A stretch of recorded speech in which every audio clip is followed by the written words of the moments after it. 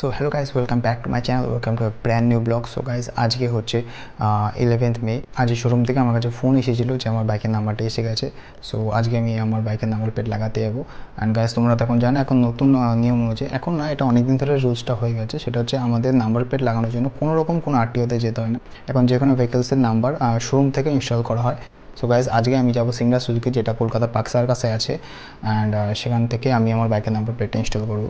Guys, literally আজকে এতটা খুশি লাগছে কি বলবো, কারণ আমি বাইক কিনেছি এপ্রিলের 17 তারিখে।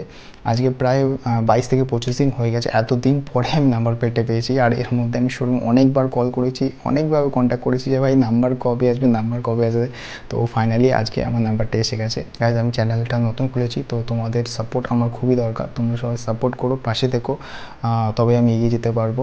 অ্যান্ড ইন ফিউচার অনেক রকম ভিডিও আনবো, অনেক ট্যুরিংয়েরও ভিডিও আসবে। সো গাইজ, প্লিজ চ্যানেলটা সাবস্ক্রাইব করে রেখো। আর আমার ভিডিও যদি ভালো লেগে থাকে তাহলে অবশ্যই লাইক অ্যান্ড কমেন্ট করো। সো চলো গাইজ, নিচে যাওয়া যাক। অ্যান্ড চলো, বাকি কথা বাইকে হবে। চলো, টাটা। তো চলো গাইজ, বাইকটা স্টার্ট দিই আগে। সো গাইজ, একটা কথা আমি বলতে চাই, সেটা হচ্ছে আমার হাইট হচ্ছে 5.5। অ্যান্ড তোমরা অনেকেই জানো যে এই বাইকের সিট হাইটটা অনেকটাই উঁচু। বাট সত্যি বলতে আমার কিন্তু এই বাইকটা চালাতে সেরকম কোনো প্রবলেম আমি আপাতত ফেস করিনি। সো এই হলো আমার এরিয়া। অনেকে তখন দেখতে পাচ্ছ যে এখানে ম্যাক্সিমাম বাড়ি এখানে আন্ডার কনস্ট্রাকশন আছে, এখানে আমাদের বাড়িও। তো চলো এখানে যাক। তো গাইজ, এখন এই যে তোমরা বাঁদিকে এই যে যেটা দেখতে পাচ্ছ যে শঙ্কটা, এটা নতুন অডিটোরিয়াম হয়েছে। এটা হচ্ছে ধনধন্যে অডিটোরিয়াম। তো আমার বাড়ি এদিকেই। আর সামনে হচ্ছে আমাদের ধনধন্যে গেট। সো গাইজ, এটা হচ্ছে ধনধন্যে গেট, যেটা কিছুদিন আগেও উদ্বোধন হয়েছে। তো এখান থেকে আমি রাইড যাব। এখন টাইম হচ্ছে 6টা। আজ বহুত জ্যাম, বাপরে বাপ। একে তো কলকাতায় ভীষণ গরম পড়েছে এবং তার উপরে এই জ্যাম।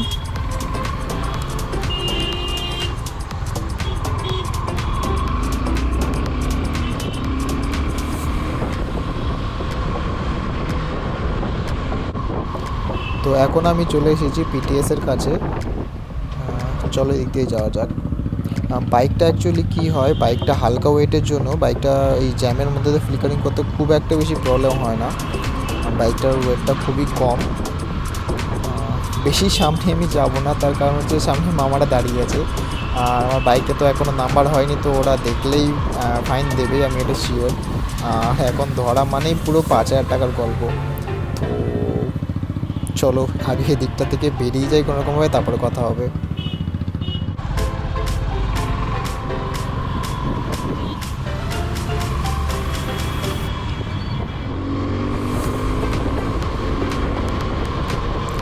বাপরে বাপ, মার ফ্লাইওভারে আজকে এক্সট্রিম জ্যাম।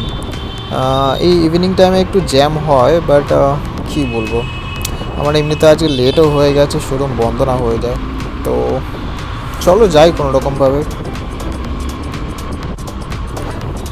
আচ্ছা বন্ধুরা, আমার একটা জিনিস জানার আছে, সেটা হচ্ছে আমরা ধরো যখন বাইক কিনি, তো আমাদের শোরুম থেকে বলা হয় যে 30 দিনের মধ্যে বা 1000 কিলোমিটারের মধ্যে যেটা আগে কমপ্লিট হবে সেই অনুযায়ী আমাদের ফার্স্ট সার্ভিসটা করিয়ে নিতে হবে।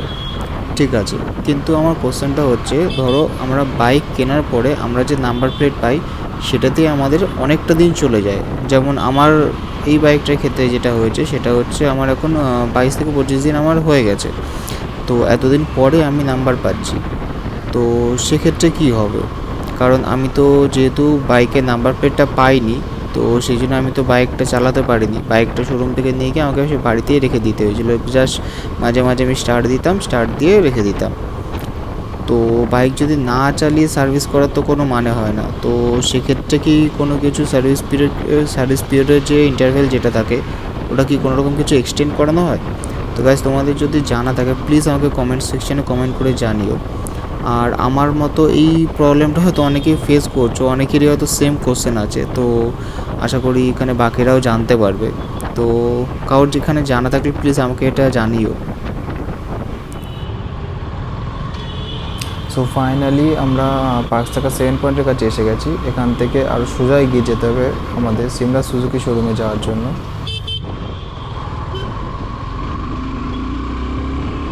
সো গাইস, তোমাদের সিমলা সুজুকি যেতে হলে পাকসাকা 7 পয়েন্ট থেকে আরও সোজা চলে আসতে হবে।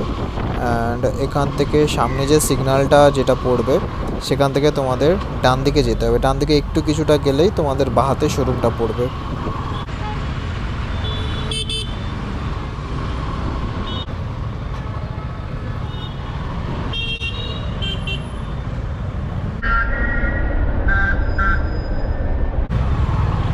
বাপরে, একটুর জন্য অল্টোটা বেঁচে গেল, নাহলে আর একটু হলেই অল্টোটার সাথে অ্যাক্সিডেন্টটা হয়ে যেত গাড়িটা।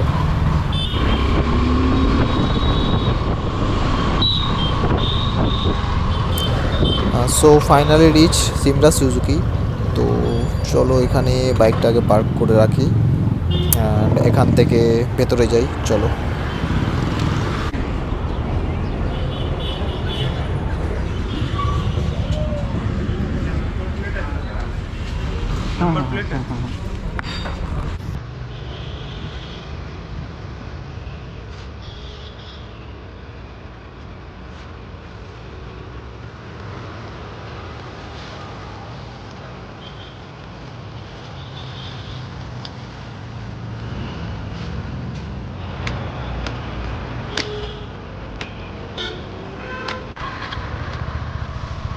So finally guys number plate ইনস্টলেশনের কাজ কমপ্লিট।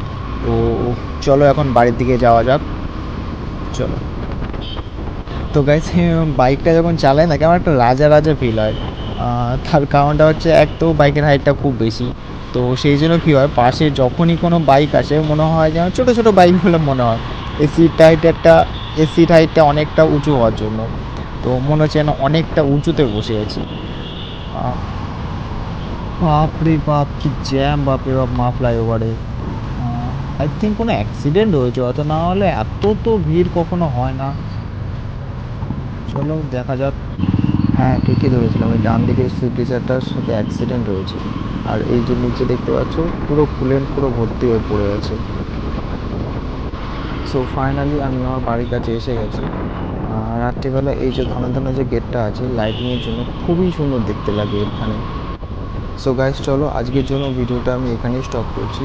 তো ভিডিওটা কেমন লাগলো অবশ্যই তোমরা কমেন্ট বক্সে কমেন্ট করে জানিও।